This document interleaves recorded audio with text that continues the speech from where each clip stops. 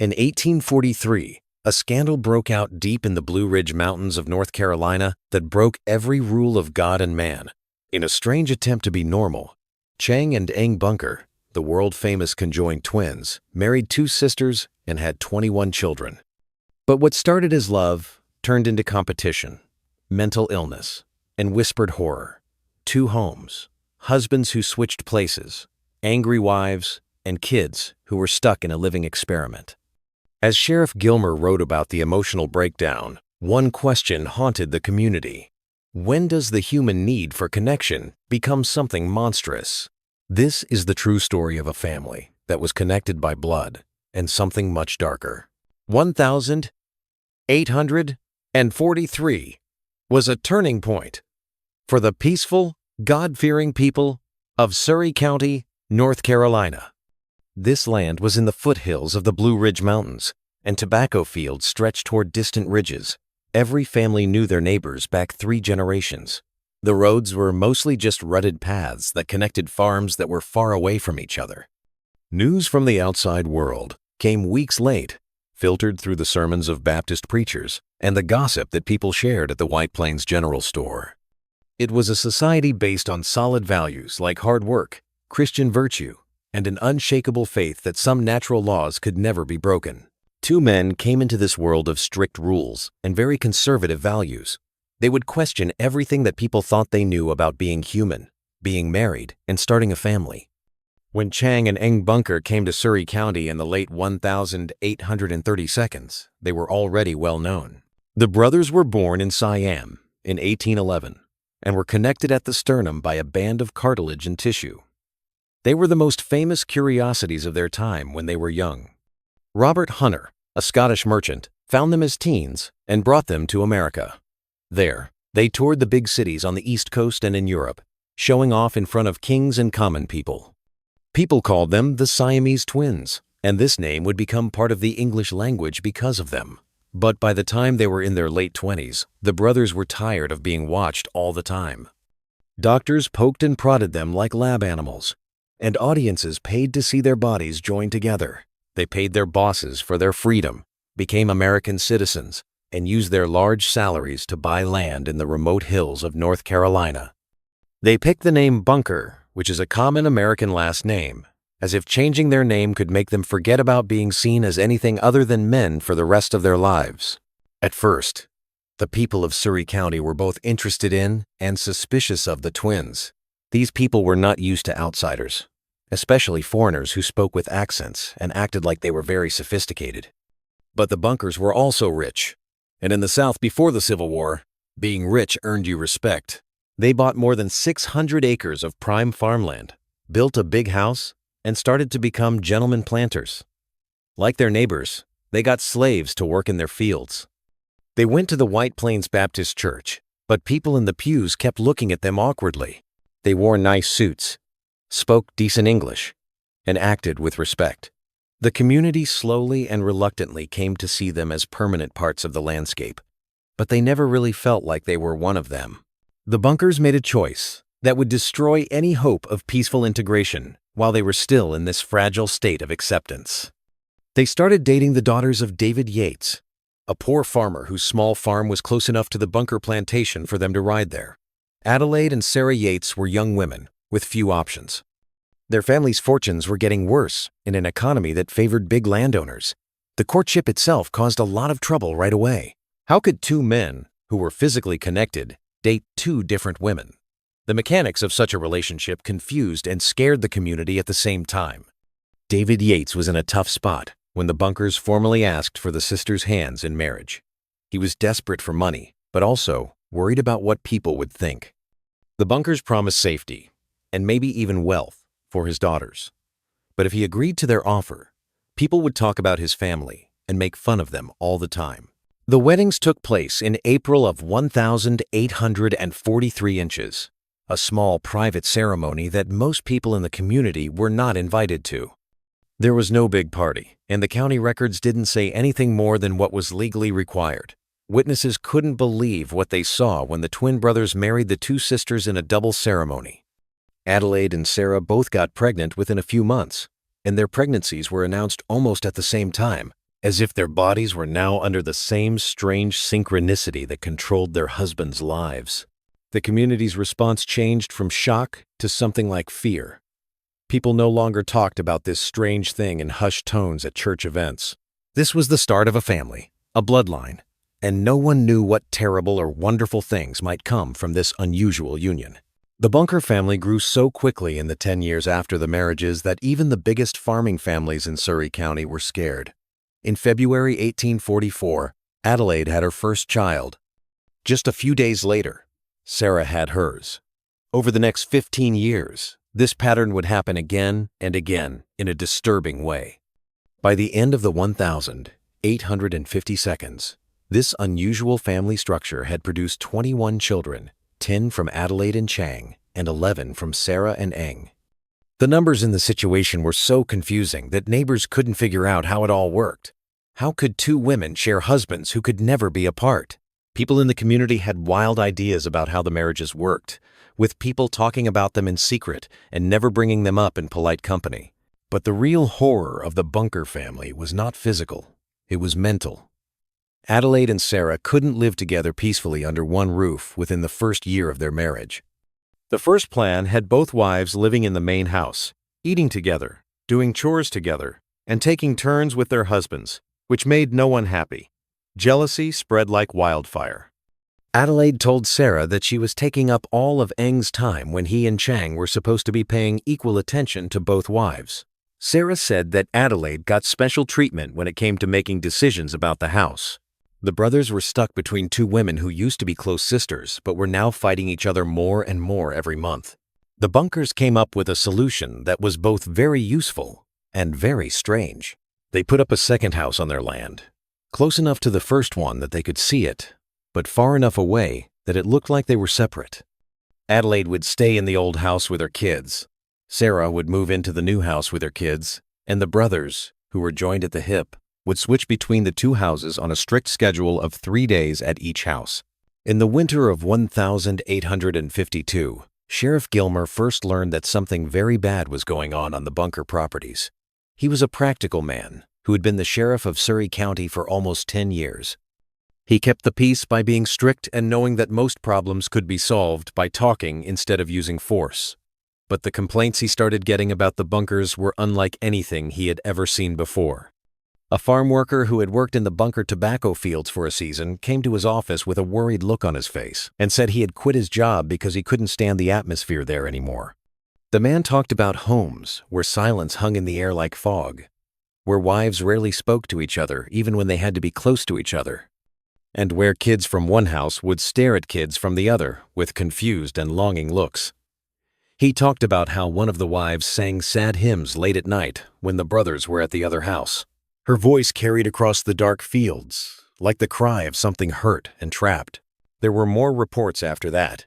A woman who had briefly worked as a governess for some of the Bunker children came forward with her own thoughts. She said that the people in the house were separated not only by physical space, but also by an invisible wall of anger and competition. The kids were well fed and dressed, but their faces looked haunted, especially the older ones who knew that their family's situation was the talk of the town. She said that 2 of the kids were deaf and couldn't talk. While these kinds of problems aren't uncommon in rural areas, she wondered if the stress of their parents' unusual situation had somehow affected them. The governess left her job not because she was being mistreated, but because it was too hard for her to see how much the family was suffering in silence. She told Sheriff Gilmer that what she had seen was not a crime in the eyes of the law, but it was still a tragedy, a slow loss of human dignity that no law could fix. Sheriff Gilmer started to ride around the outside of the Bunker plantation on his regular rounds, watching from a distance. He saw the 2 houses standing like opposing fortresses, with smoke coming out of their chimneys in different patterns as the brothers moved between them. He saw kids playing in separate yards who never crossed the invisible line between properties. As a lawman, he knew he was seeing something he had never seen before. There was no violence, theft, or any other crime that was defined by law in this case. This was a moral crisis. The family structure was so unnatural that it was slowly killing everyone who lived in it. The Civil War, which started in 1861, made things even harder for the already troubled Bunker family. Chang and Eng were born in faraway Siam, but they had fully embraced the Southern way of life. They owned 18 slaves who worked in their tobacco fields and took care of their 2 homes. The brothers joined the Confederate cause when North Carolina left the Union. They did this because they wanted to show their loyalty to their new home and because it was in their best economic interest. 2 of their sons would eventually join the Confederate Army and fight for a cause that their famous fathers could not join in person. This siding with the losing side of the war would cost the family a lot of money and make them even more alone, since they were already living on the edge of what was socially acceptable. Sheriff Gilmer was not most worried about the political unrest during the war years. He saw the slow mental breakdown of the 2 sister wives who had been living with this impossible situation for almost 20 years. Through his careful questions and the accounts of people who had been to the bunker properties, he was able to paint a picture of 2 women who were stuck in a competition that neither could win. The older sister, Adelaide, had what Dr. Josephus Hollingsworth, the local doctor, called a nervous disposition. She had panic attacks that kept her in bed for days at a time, and her hands shook as she tried to take care of her 10 children and run her household. Sarah, on the other hand, had become harder and more distant, and her face had settled into a permanent look of disapproval. The sisters only talked to each other when they had to, and their conversations were short and cold, even when their husbands were there to mediate. Dr. Hollingsworth had been the Bunker family's doctor since the early days of the marriages, and his medical records showed how hard this situation had been on everyone. He wrote down Adelaide's constant headaches and stomach problems, which he thought were caused by long-term stress and emotional exhaustion. He saw that Sarah had times when she was very sad and would hardly speak for days at a time. His observations about the kids were the most troubling. Some were healthy and developing normally, but others showed signs of severe mental distress. Dr. Hollingsworth couldn't fully explain why 2 of the kids were deaf and couldn't speak, but he thought it might have something to do with how much stress their mothers had been under during pregnancy. Some of the older kids had what he called a haunted quality. They knew that their family was different from every other family in Surry County, and this made them feel like they didn't belong. In the spring of 1863, the doctor told Sheriff Gilmer about these worries in private at his office in the county seat. Dr. Hollingsworth was a scientist who was proud of being objective, but he admitted that the bunker case had made it hard for him to stay professional. He talked about going to the 2 houses and feeling the heavy weight of unspoken pain that was in every room. He said that looking into the wives' eyes and seeing their resignation bothered him more than any physical illness could. They weren't being beaten, starved, or forced to stay in a place they didn't want to be. They were just stuck in a situation with no way out, bound by marriage vows and social norms to men they could never fully possess, and a rivalry with their own sister that would last until death. Sheriff Gilmer learned that the real crime happening on the bunker plantation was not one that any court could decide. It was a crime to put an unnatural structure on people's hearts and expect them to last without breaking. The brothers were not cruel people by nature. Like any other planters in the county, they took care of their families, sent their kids to school, and kept up their properties. But the fact that they were conjoined twins made things impossible. They couldn't give their wives the freedom and attention that every marriage needs. They couldn't stop the jealousy and competition that came from living in 2 different homes. And they didn't seem to be able to see that their desperate attempt to be normal had made things much worse than the life of exhibition they had left behind. Sheriff Gilmer started to see a darker pattern as the war dragged on and the Confederacy fell apart, destroying the economy of the whole area. People were cutting down fences on the bunker properties at night, letting animals roam onto nearby farms. People who weren't supposed to be there walked on the crops. A threatening note was nailed to the door of Chang's house. It said in rough handwriting that abominations would not be tolerated in God's country. The community's long-standing fear and disgust were starting to boil over into something dangerous. Sheriff Gilmer knew he didn't have much time left to stop the violence. The increasing harassment of the bunker properties was following a pattern he had seen before in rural areas, where fear and moral outrage combined to create something dangerous. He couldn't arrest the brothers for any crime because there was no legal reason to do so, but he also couldn't let vigilante justice take hold in his county. In the fall of 1867, he made a choice that would force the whole town to deal with what had been going on behind closed doors for almost 25 years. He set up a public meeting at the White Plains Baptist Church, and rode out to the bunker plantation himself to ask Chang and Eng to come. It was an invitation, not a summons. But both men knew what the threat was.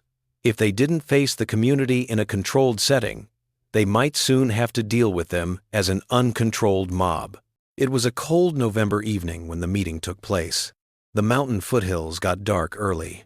Every family of Standing in White Plains and the farms around it filled the church. Sheriff Gilmer called the meeting to order, and lanterns made the whitewashed walls look like they were moving. He was clear about why they were there and said that tensions had gotten so high that they were threatening the peace of the whole county. He then told people who were upset with the Bunker family that they could speak their minds here, with him watching instead of vandalizing and threatening them at night. What happened next was a flood of fear and prejudice that had been building for decades, finally being voiced in the sacred space of the community's spiritual center. The first person to stand up was a church deacon, an old man with gray hair whose family had farmed these hills for 3 generations. He spoke in a calm, measured way, like a man who was used to having moral authority. He used scripture and natural law to say that the Bunker marriages were an abomination before God. He pointed to parts of the Bible that talk about how marriage between one man and one woman is sacred, but he conveniently left out the Old Testament patriarchs who had more than one wife. He said that the Bunker household was a moral stain on the community, and that kids who grew up near it would be corrupted by being around such strange arrangements. Many people in the crowd nodded and murmured in agreement with what he said. Others then talked about their own problems. A neighbor woman cried as she told the story of seeing the Bunker kids playing in their own yards, never crossing the invisible line between the 2 houses. She said that this kind of childhood was a form of cruelty that no law recognized, but every heart did. A former farm worker talked about how quiet the homes were and how tense the atmosphere was, making even simple conversations feel dangerous. A mother held her young daughter close and said she was afraid of what lessons such a family taught about how things should be done and the lines that separated people from animals. The charges were not for specific crimes, but for breaking the natural and social order in a more basic way. These voices said that the Bunkers had made the world chaotic, which needed clear rules and strict boundaries to stay alive. Chang and Eng sat together on a front pew the whole time. Because their bodies were joined, they had to face the crowd as one, even though their different expressions showed how they were reacting to the onslaught. Chang's face turned dark with rage, and he clenched his jaw and balled his fists on his knees. Eng looked calmer on the outside, but those who knew him well could see the pain in his eyes, as he listened to his neighbors list all the ways his family had let them down. Sheriff Gilmer finally let them speak, and Chang was the first to do so. His voice was thick with emotion and an accent. He got up as much as he could because of his brother, and he spoke to the crowd with barely controlled rage. He talked about how, as a child, he was a source of interest and was shown in theaters and halls on 2 continents. He was never allowed to have privacy, dignity, or even the right to walk down the street without being stared at. He said that he and his brother came to North Carolina with the hope that they could finally live like normal people in this far-off part of America, with normal wants for home and family. Then Eng spoke, and his voice was softer but just as strong. He talked about how much he loved his wife Sarah and their kids, and how happy he was to see them grow up despite all the problems their family had. He admitted that their situation was strange, maybe even one of a kind, but he asked what other options they had been given. Should they have stayed single and childless, just because their bodies were joined? Should they have given up the basic human experiences of being a partner and a parent because other people thought their situation was uncomfortable? He didn't want permission or even acceptance.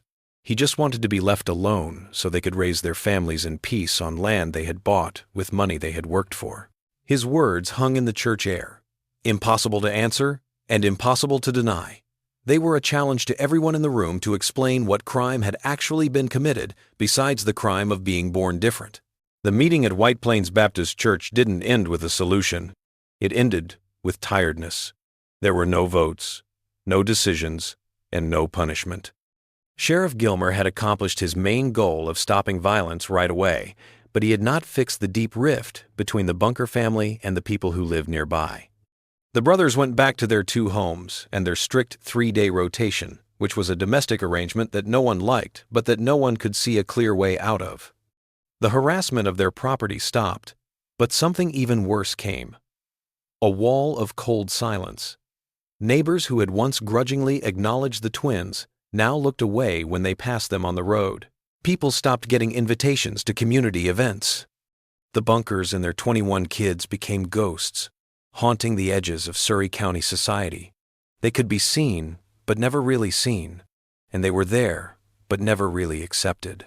In the last years of Chang and Eng Bunker's lives, their bodies got weaker and the tension between them grew.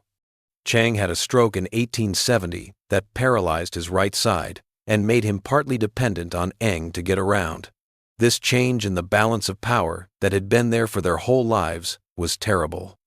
Chang had always been the more unstable of the two, getting angry more quickly and doing things to excess. His mood got worse as he became stuck in a failing body and tied to a brother who was still fairly healthy.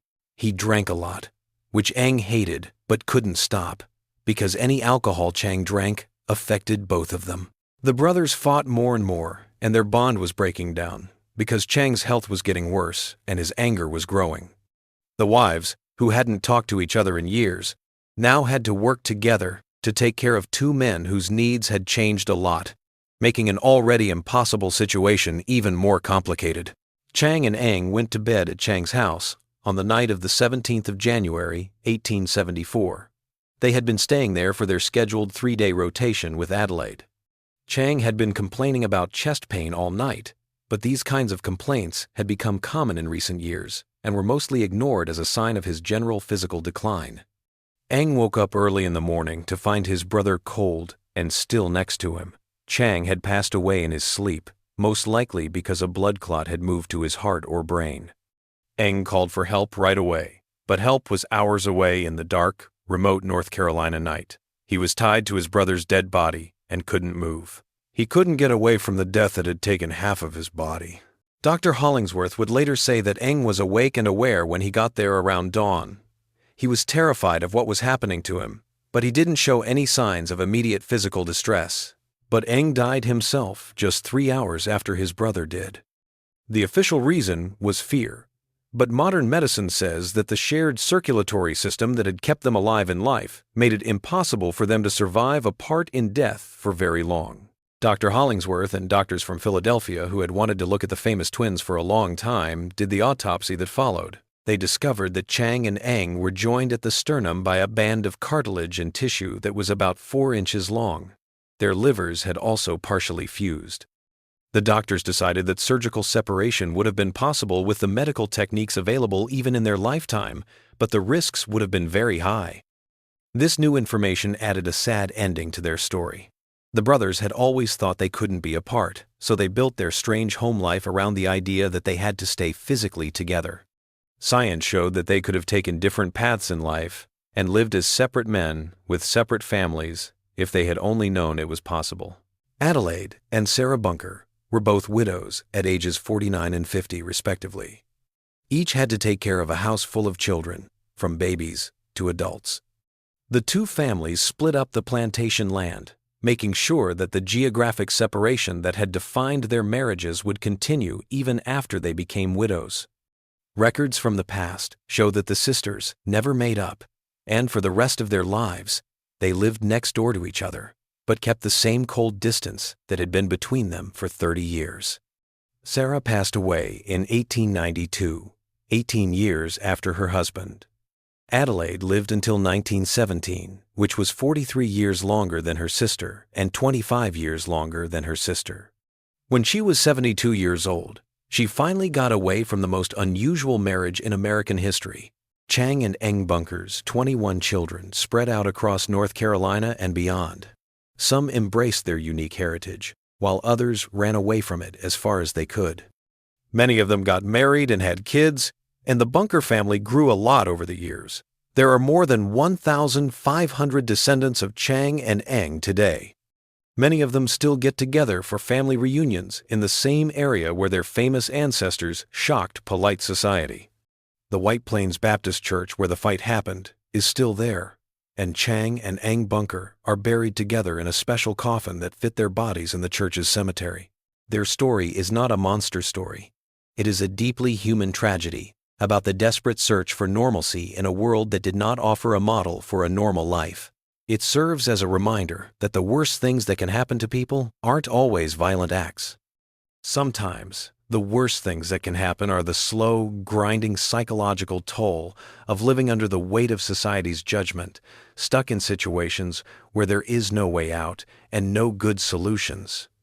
The Bunker case compels us to confront disquieting inquiries regarding the limits of permissible family structures, the rights of individuals to delineate their own existence despite contravening dominant moral standards, and the grievous toll endured by those trapped between their intrinsic humanity and a society that demands they be perceived as lesser or different from fully human.